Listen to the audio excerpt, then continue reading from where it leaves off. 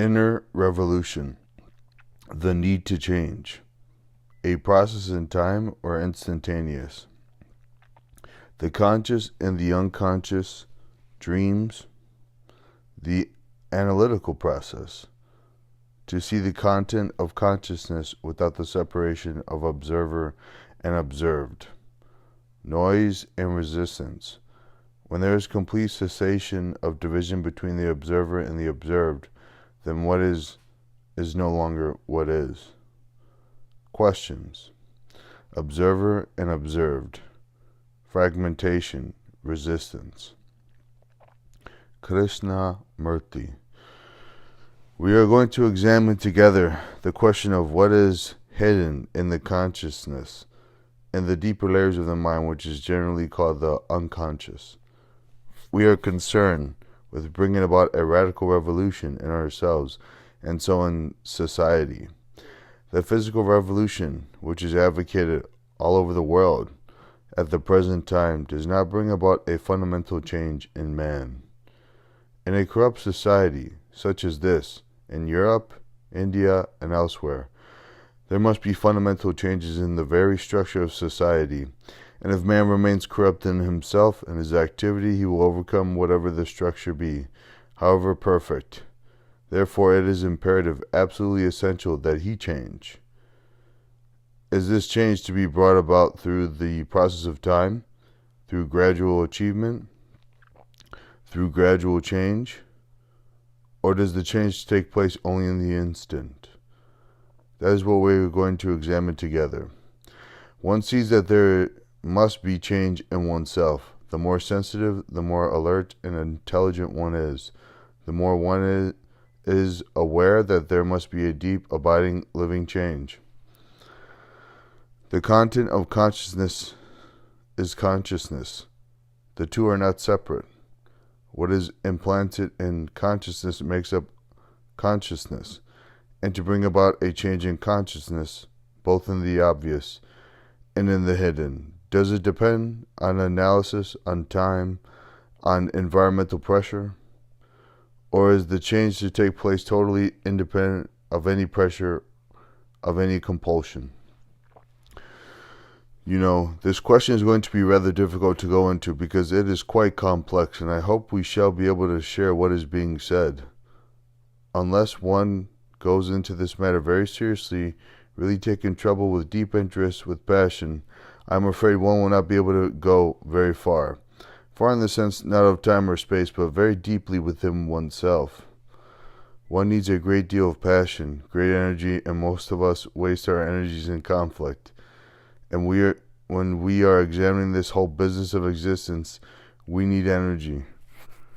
Energy comes with the possibility of change. If there is no possibility of change, then energy wastes away.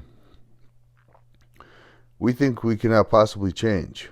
We accept things as they are, and thereby become rather dispirited, depressed, uncertain, and confused.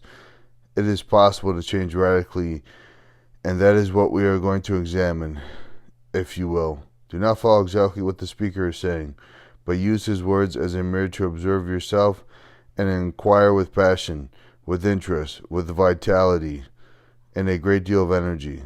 Then perhaps we could come to a point where it will be obvious that without any kind of effort, without any kind of motive, the radical change takes place. There is not only the superficial knowledge of ourselves, but there is also the deep hidden content of consciousness. How is one to examine it? How is one to expose the whole content of it?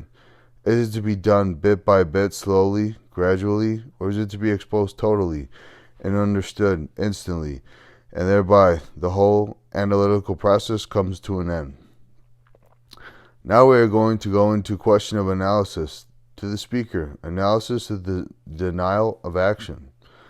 Action being always in the active present. Action means not having done or will do, but doing. Analysis prevents that action in the present because in analysis there is involved time, a gradual peeling off, as it were, layer after layer, and examining each layer, analyzing the content of each layer. And if the analysis is not perfect, complete, true, then that analysis being incomplete must leave a knowledge which is not total, and the next analysis springs from that which is not complete.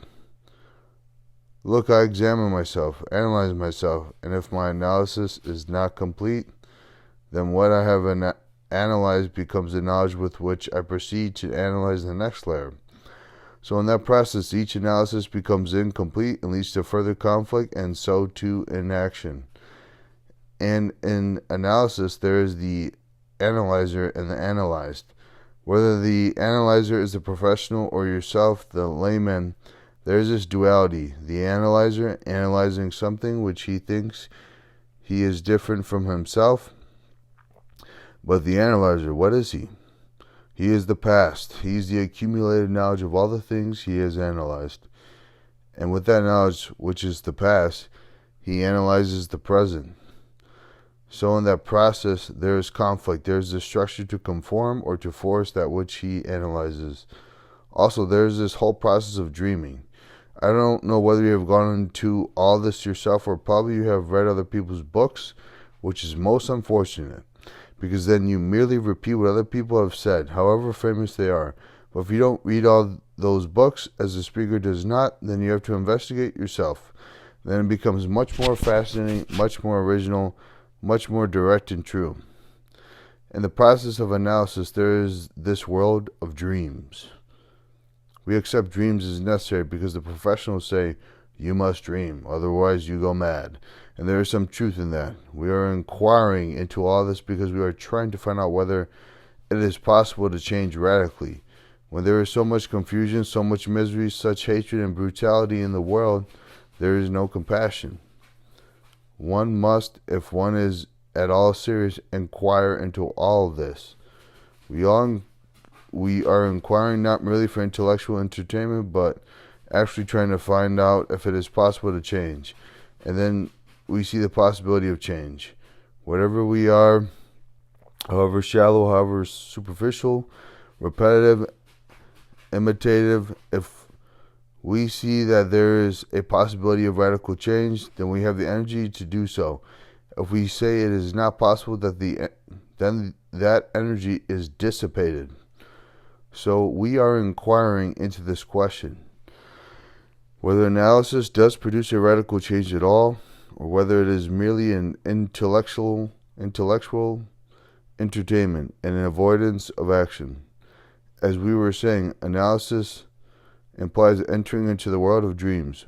What are dreams? How do they come into being? I don't know if you have gone into this. If you have, you will see that dreams are the continuation of our daily life. What you are doing during the day, all the mischief, the corruption, the hatred, the passing pleasures, the ambition, the guilt, and so on, all that has continued in the world of dreams, only in symbols and pictures and images. These pictures and images have to be interpreted, and all the fuss and unreality of all that comes into being.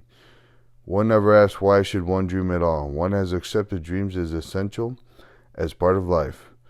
Now we are asking ourselves, why we dream at all? Is it possible when you go to sleep to have a mind that is completely quiet? Because it is only in that quiet state that it renews itself, empties itself of all its content, so that it is made fresh, young, decisive, not confused. If dreams are the continuation of our daily life, our daily turmoil, anxiety, the desire for security, attachment, then inevitably dreams in their symbolic form must take place. That is clear, isn't it? So one asks, why should one dream at all? Can the brain cells be quiet, not carry on all the business of that day? One has to find out that our experimentally not accepting what the speaker says, and for goodness sake, don't ever do that. Because we are sharing together, investigating together. You could test it out by being totally aware during the day, watching your thoughts, your motives, your speech, the way you walk and talk. When you are so aware that there are the intimations of the unconsciousness of the deeper layers, because then you are exposing, inviting the hidden motives, the anxieties, the content of the unconscious to come into the open. So when you go to sleep, you will find that your mind, including the brain, is extraordinarily quiet. It is really resting because you have finished what you have been doing during the day. If you take stock of the day as you go to bed and lie down, don't you do this? Saying I should have done this, I should not have done it, it would have been better that way. I wish I hadn't said this. When you take stock of the things that that have happened during the day, then you are trying to bring about order before you go to sleep. If you don't make order before you go to sleep, the brain tries to do it when you are asleep, because the brain functions perfectly only in order, not in disorder. It functions most efficiently when there is complete order, or that order is neurotic or rational. Because in neurosis and imbalance, there is order, and the brain accepts that order. So if you take stock of everything that has been happening during the day before you go to sleep, then you are trying to bring about order, and therefore the brain does not have to bring order while you are asleep. You have done it during the day. You can bring about that order every minute during the day. That is if you are aware of everything that's happening outwardly and inwardly. Outwardly in the sense of being aware of the disorder about you, the cruelty, the indifference, the callousness, the dirt, the squalor, the quarrels, the politicians and their chicanery, all that is happening. And your relationship with your husband, your wife, with your girl or boyfriend. Be aware of all that during the day without correcting it. Just be aware of it. The moment you try to correct it, you are bringing disorder. But if you merely observe actually what is, then what is order. It is only when you try to change what is that there is disorder. Because you want to change according to the knowledge which you have acquired. That knowledge is the past, and you are trying to change what is, which is not the past, according to what you have learned. Therefore there is a contradiction. Therefore there is distortion. Therefore this is disorder. So during the day, if you are aware of the ways of your thoughts, your motives, the hypocrisy, the double talk, doing one thing, saying another, thinking another, the mask that you put on, the varieties of deception that one has so readily to hand. If you are aware of all that during the day, you don't have to take stock at all when you go to sleep. You're bringing order each minute.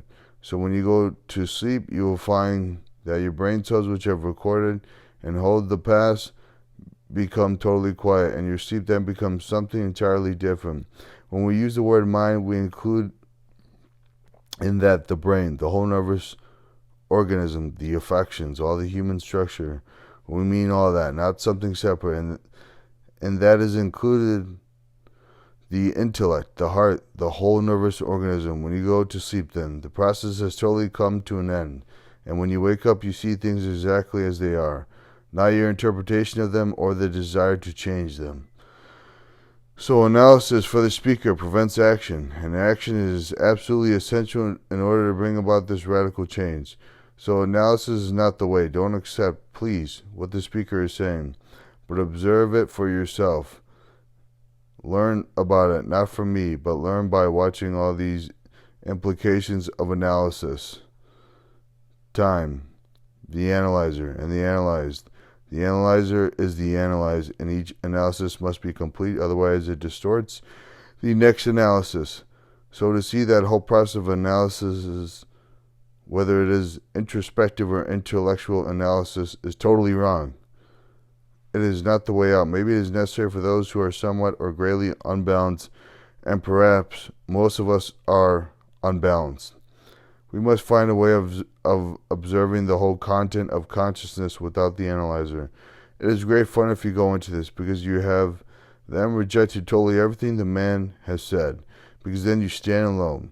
When you find out for yourself, it will be authentic, real, true, not dependent on any professor, any psychologist, any analyst, and so on. So one must find a way of observing without analysis. I'm going to go into that. I hope you don't mind my doing all this, do you? This is not group therapy. This is not an open confession. It is not that the speaker is analyzing you or making you change and become marvelous human beings. You have to do this yourself. And as most of us are second-hand or third-hand human beings, it is going to be very difficult to put away totally all that has been imposed on your minds by the professionals, whether by religious or scientific professionals, We have to find out for ourselves. If analysis is not the way, and it is not, as far as the speaker is concerned, as he has explained, then how is one to examine or to observe the total content of consciousness? What is the content of consciousness? Please don't repeat what somebody else has said. What is your total content? Have you ever looked at it, considered it? If you have, it is not the various recorded incidents, happenings, pleasurable and non-pleasurable, various beliefs, traditions, the various individual recollections and memories, the racial and family memories, the culture in which one has been brought up. All that is the content, isn't it? And the incidents that take place every day, the memories, the various pains, the unhappiness, the insults, all that is recorded. And that content is your consciousness. You, as a Catholic or Protestant, living in this Western world with the search for more and more and more. The world of great pleasure, entertainment, wealth, incessant noise of the television, the brutality, all that is you. That's your content. How is all that to be exposed? And in the exposing of it is each incident, each happening, each tradition, each hurt, each pain to be examined one by one? Or is it to be looked at totally? If it is to be examined bit by bit, one by one, you are entering into the world of analysis, and there is no end to that.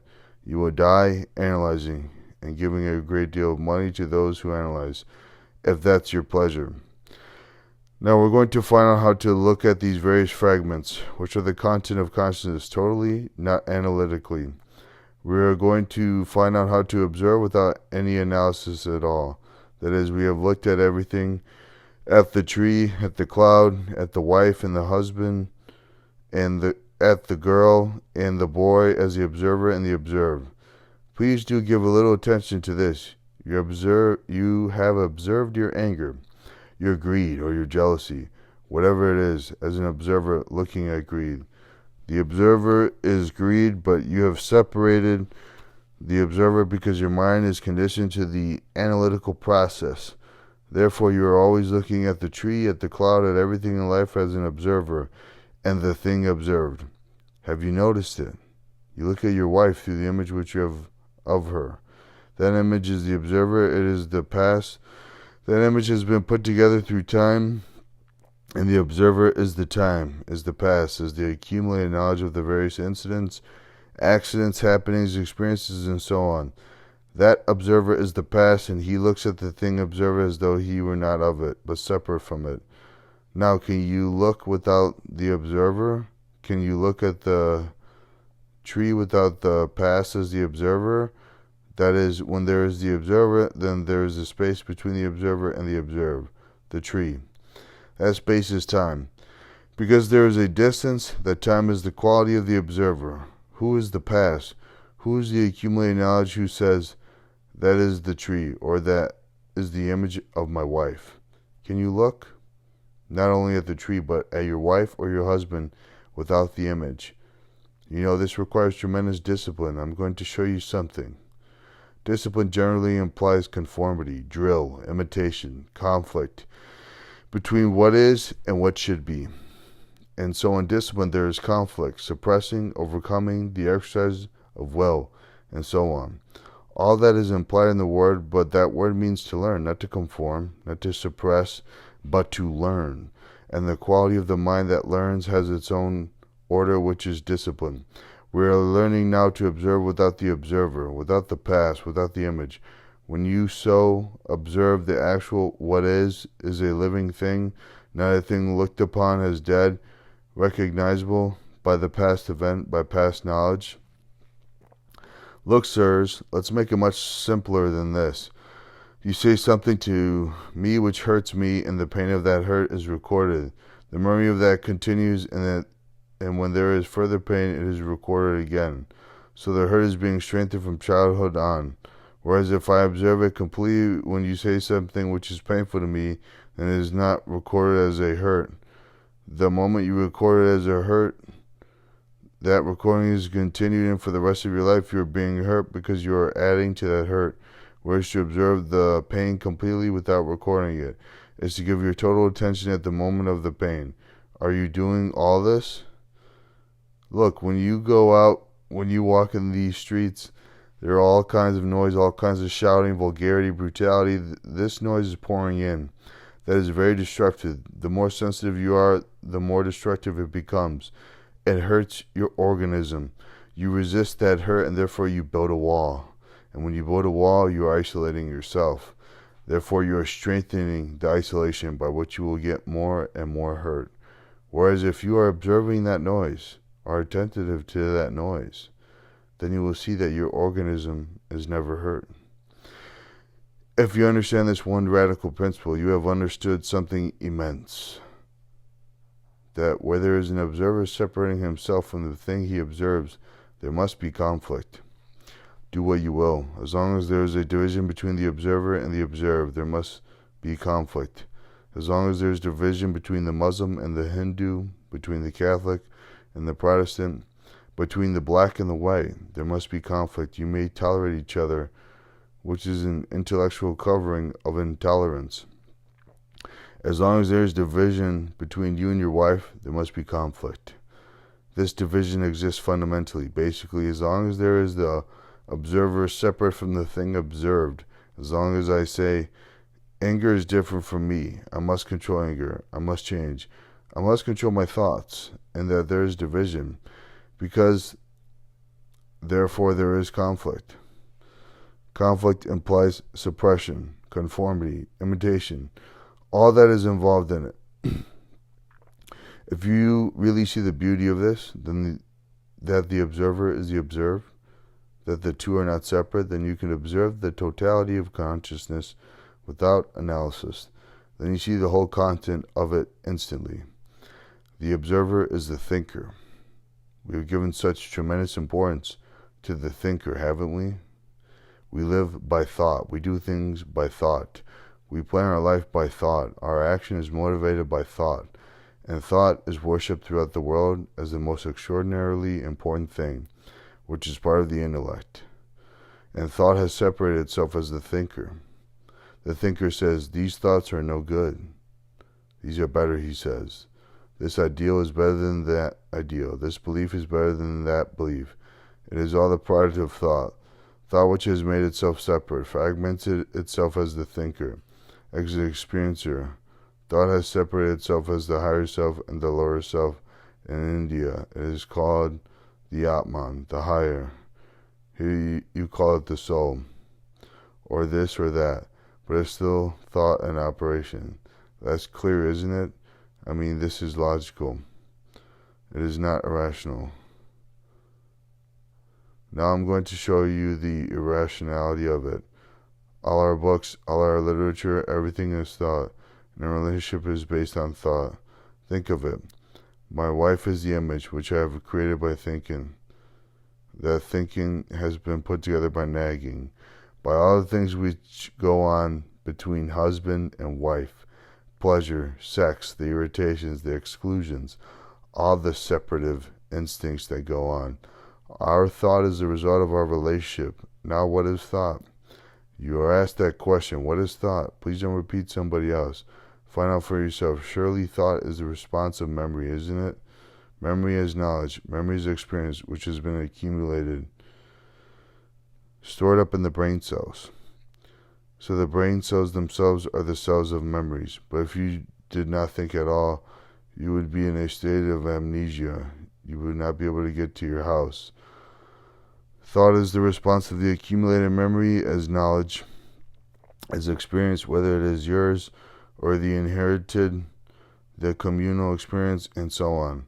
So thought is the response of the past, which may project itself into the future, going through present, modifying it as the future, but it is still the past.